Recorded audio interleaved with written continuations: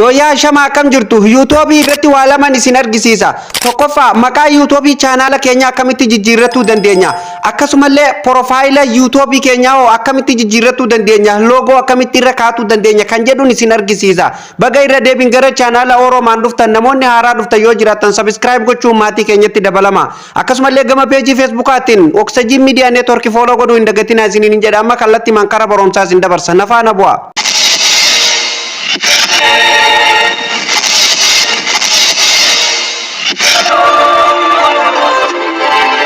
Hordoftoota kiyya kabajamoo walitti deebinee jira akkuma reef mata duree irraa isiniif tuquuf yaale YouTube irratti akkamitti maqaa keenya jijjiirrachuu dandeenya akkasumallee logo yookaan footoo nu barbaachisu akkamiin profaayilii godhachuu dandeenya kan jedhuun isin argisiisa. Kanaaf aappii YouTube kana keessa yeroo tokko ni seentu. Sana booda YouTubein haala kana yeroo isinii bane bakka profaayila keessanii kanarratti yeroo tokkoof kilik gootu. Sana booda haala kanaan isinii dhufa asirratti maquma keessan kanarratti yeroo tokkoof kilik gootanii ammallee gara fuulduraa deemtu jechuudha. Steepii baay'ee salphaa ta'een jijjiirrachuu ni dandeessu jechuudha. Daqiiqaa muraasa keessatti akkamitti akka itti jijjiirrattan maqaa isin barbaachisu steepii baay'ee salphaa ta'een jijjiirrachuu ni dandeessu jechuudha. Tole sana booda haala kanaan isiniif dhufa jechuudha. Kanaafuu ammallee maal gootan jechuudha. Asirratti gadi buutanii mallattoo qalamaa tanarratti yeroo tokko kilik gootu jechuudha. Sana booda haala kanaan channel keessan keessa abaawwatii channel keessanii keessa isin galchaa jechuudha. Yeroo haala kanaan keessa dhuftan jechuudha hordoftoota kiyya fakkeenyaaf amma asirratti name bakka jedhu kana fuuldura mallattoo qalamaatu jira jechuudha. Tokkoffaratti mee maqaa waliin jijjiirree ilaallaa jechuudha. Asirratti mallattoo qalamaa tanarratti kilik gootu jechuudha. Yeroo isin irratti cuqaastan haala kanaan fuula kana qabatee isiniif dhufa jechuudha. Fakkeenyaaf maqaa duraan irra jiru kana irraa cancel gootanii jechuudha. Guutumatti irraa gubduu jechuudha.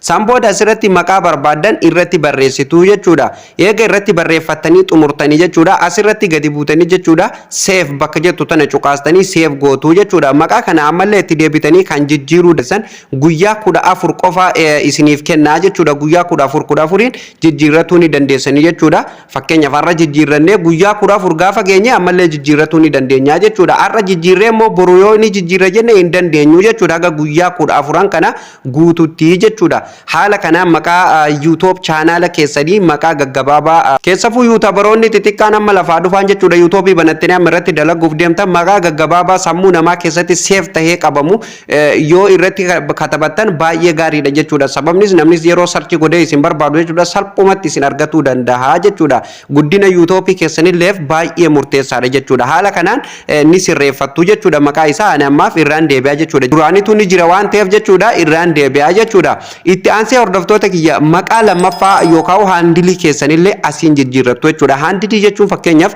amma asirratti kun Oxygen Media Network kan jedhu kana malee maqaan asirratti barreesse kanaan fakkeenyaaf asirratti Oxygen jedheetuma yoo barreesse namni yoo Oxygen jedheetuma fi search godhe maqaan kiyya ni bahaafi jechuudha. Oxygen Media Network illee yoo baate ni bahaafi jechuudha. Maqaa keessan lammaffaa kan namni YouTube irratti search godhe isin argatu innu asitti isiniif kaa'ee jira jechuudha. Kanallee mallattoon qalamaa fuuldura jirti irratti cuqaastanii haala kanaan jijjiirrattu jechuudha. Kan irraa balleessitanii kan barbaadan irra kaayyattu jechuudha. Guyyaa 14 jijjiiruu dandeessu jechuudha. Kanallee haala kanaan sirreeffatuu ni dandeessu. Sana booda egaa haala kanaan maqaa jijjiirratanii save bakka jedhu kana cuqaastanii save gootu jechuudha. Hordoftoota kiyya fuula kanarratti illee waa hedduutu jira. Asirratti illee description boxii fakkeenyaaf barreeffama adda addaa baga nagaan dhuftan anaa dhufu channel kanarratti waan akkanaatiin barsiisa viidiyoo akkana asirraa ni argattu waan jedhamu maamiltoota keessan affeeroof asirratti barreeffatanii yeroo isin keessan kallattii maan YouTube keessan jalatti yeroo namni YouTube keessan jala dhufe abaawwatii keessan jalatti bahee mul'ata jechuudha. Description boxii qubee 5,000 ol isiniif kenna.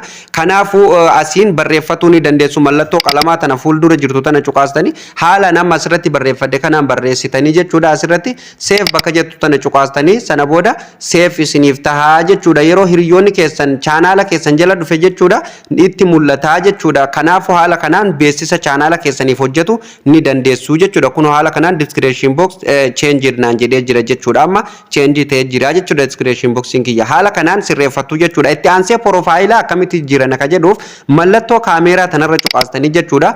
Profaayila barbaadan haala kanaan gaalaarii keessa isin galchaa jechuudha. Fakkeenyaaf loogoo maqaa keessaniin akkamitti akka itti hojjetuu dandeessan viidiyoo itti aanu keessatti isiniif qabadhee dhufaa jechuudha. Aappii akkamiin akka loogoon hojjetamu garee adda addaatiif akkasumallee guruppii adda addaatiif loogoowwan babbareedan akkamitti akka hojjetamuu danda'u jechuudha.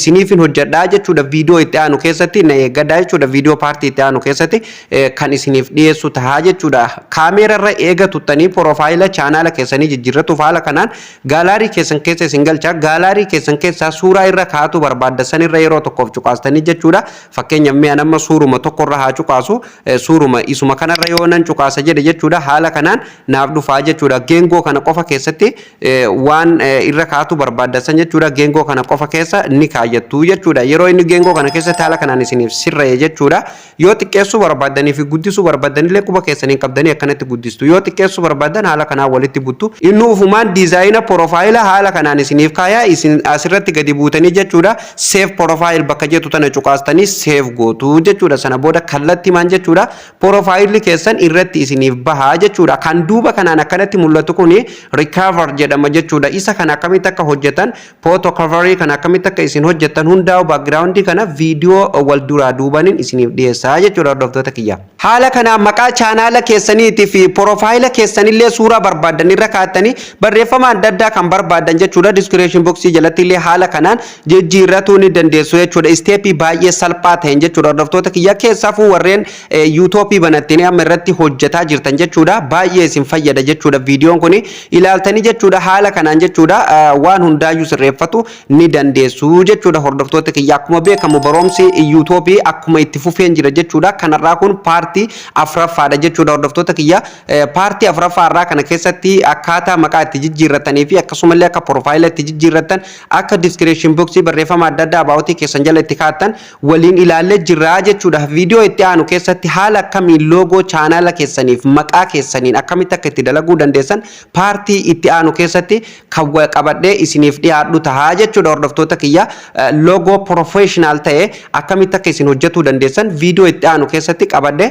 kan isiniif dhiyaadhu tahaa jechuudha marree viidiyoon arra isiniif qabadhee dhufelleen jalqabaa kaafnee kan hangammatti waliin ilaalle kana akka isinitti toluu fi akka isin gammachiisullee abdiin qaba viidiyoo kana ilaaltanii eega xumurtanii bakki kun gurraachoftee jirti taanaan subscribe gochuun maatii chaanaala Oroomaanitti dabalama akkasumallee viidiyoon dabalataa ofii isaatiin akka isin dhaqqabuuf mallattoo all notification tanarra kaa'uu hin dagatinaan isiniin jedha warreen hangammatti barumsi keenya isin jala darbe mata duree viidiyoo jedhu kana irra cuqaasuun viidiyooleen barnoota baay'eetu as keessa jira keessa waan barbaadan sirreeffatuu ni dandeessuun isiniin jedha viidiyoon keenya yoo isinitti tole like tuquu hin dagatina like tuquun nuuf hamilee waan ta'eef jechuudha like tuquun nu jajjabeessaa isiniin jenna viidiyoo keenyarraa bakki isiniif hin galin yoo jiraate komentii jalatti qeeqaa fi yaada keessanillee komentii jalatti nuuf barreessuu hin dagatina isiniin jedha viidiyoon kunilleen akka namoota baay'ee bira ga'ee namuu irraa fayyadamuuf share waliif godhuu hin dagatina eega ofii keessanii irraa fayyadamtanii xumurtanii linkii chaanaala keenya waliif raabsuu hiriyoota keessaniif raabsuu hin dagatina tuqaa sadeen kanarra dhuftanii yeroo tokkoof cuqaastanii sana booda share bakka jedhu kanarra cuqaastanii